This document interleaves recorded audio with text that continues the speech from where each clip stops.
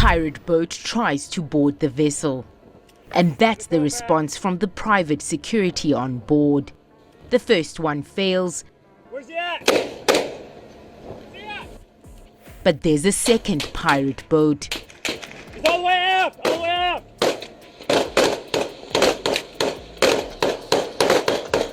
It perhaps wisely decides to disengage. At 0600, a radar blip appeared where no civilian ship should be.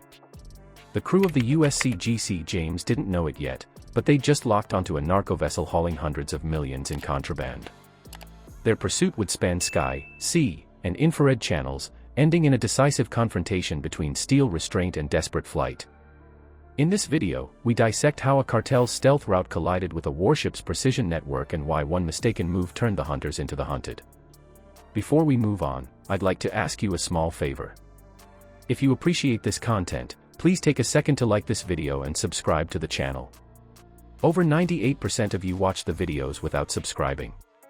It costs you nothing, but it makes a huge difference to us. So, did you click the subscribe button? Great. Thank you so much. Now, back to the video. A small radar return flickered onto the scope where the ocean should have been empty. The contact was faint, inconsistent, and too small to match any registered vessel.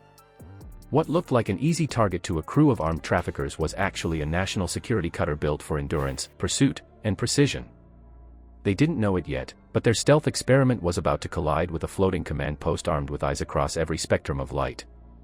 Low-profile vessels depend on deception. Their hulls are flat, barely rising above the waterline, painted in dull grays and ocean greens that scatter radar waves into the sea instead of back to the scanner.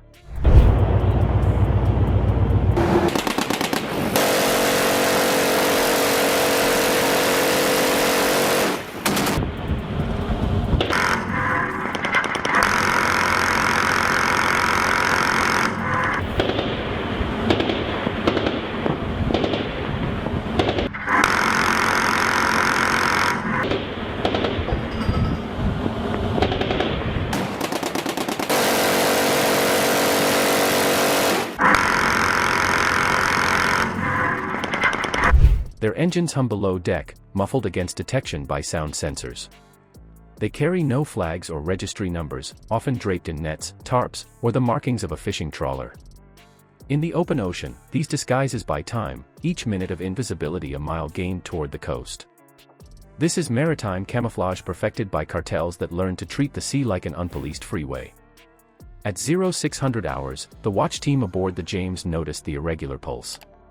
It drifted against current patterns and showed no signal on the automatic identification system, an instant red flag. Within seconds, the bridge shifted from routine patrol to full alert. Every station locked into procedure, power ramped, sensors recalibrated, and encrypted comms lit up to higher command. The faint contact had just crossed into the scope of a system built to expose ghosts. For most smugglers, stealth is their only armor. For the Coast Guard, technology is the counterweight. Surface search radar sweeps for shape anomalies while infrared sweeps the horizon for heat traces at dawn. Above them, an HC-144 Ocean Sentry circles through cloud cover, feeding back real-time imagery that maps the suspect's motion in detail impossible to fake. Every byte funnels through Joint Interagency Task Force South in Key West, where analysts layer intelligence from multiple agencies.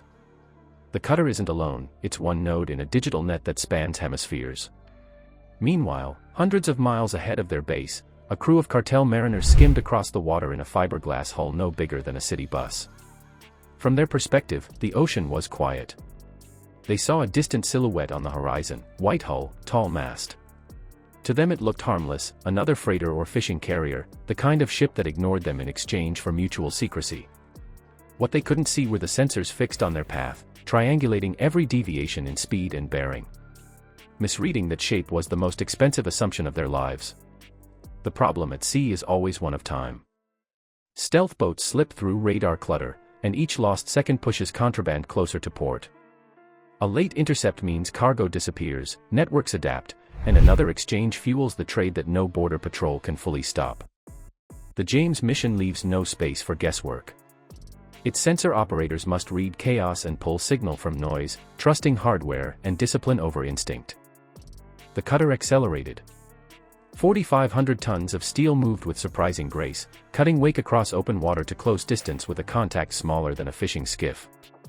Through encrypted radio, the ship coordinated with the aircraft above and with surface assets beyond sight. Every angle, every turn, matched the pattern predicted by their intelligence cell. The hunt unfolded not as a chase but as a timed maneuver, a chessboard in motion.